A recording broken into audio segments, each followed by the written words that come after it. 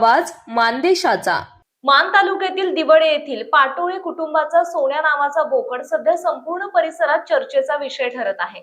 संतोष दुर्योधन पाटोळे आणि पत्नी सुरेखा पाटोळे यांच्या या अनोख्या बोकडाच्या कपाळावर चक्क चंद्रकोरी सारखा पांढरा टिपका असल्याने चांदवाला बोकड म्हणून त्याची जोरदार चर्चा सुरू झाली आहे। या वैशिष्ट्यपूर्ण बोकडासाठी तब्बल 2 ते 3 लाख रुपयांपर्यंत बोली लागल्याने परिसरात मोठे आकर्षण निर्माण झाले। विशेष म्हणजे बकरी ईदच्या पार्श्वभूमीवर सोन्या पाहण्यासाठी मुंबई, पुणे, सांगली, सातारा, सोलापूरसह विविध जिल्ह्यातील व्यापारी आणि नागरिक दिवड येथे आवर्जून भेट देत आहेत। बोकडाची उंची, देखणा, बांधा आणि कपाळावरील चंद्रकोरीचा आकार यामुळे हा बोकड बाजारात वेगळाच भाव खात आहे। संतोष पाटोळे यांनी सांगितले की सोन्याच्या संगोपनासाठी दररोज सुमारे 350 रुपयांचे खाद्य लागते। लहानपणापासूनच त्याचे विशेष काळजीपूर्वक पालन पोषण करण्यात आले। त्याच्यावर कुटुंबातील सदस्याप्रमाणे प्रेम केले जाते।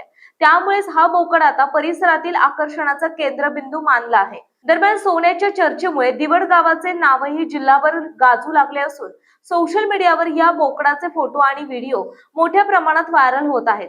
चांद नजर आया म्हणत अनेक जण या अनोख्या बोकडासोबत फोटो काढण्याचा मोह आवरत नसल्याचे चित्र सध्या गावात पाहायला मिळते। गावातील नागरिकांच्या मते सोन्या हा केवळ बोकड नसून आता दिवड गावाची ओळख बनला आहे। अनेक व्यापाऱ्यांनी मोठ्या रकमेची ऑफर देऊनही पाटोळे कुटुंबाने अद्याप बोकड विक्रीचा अंतिम निर्णय घेतलेला नाही।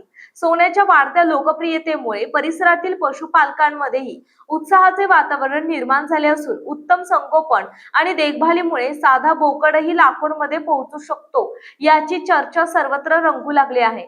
यासाठी दिवड गावातील सोन्या बोकड नावाचे मालक संतोष दुर्योधन पाटोळे 8308 31 81 61, सुरेखा संतोष पाटोळे 96 23 93 56 03, रोहिदास पाटोळे 72 76 32 82 89 या मोबाईलवर फोन करून संपर्क करावे।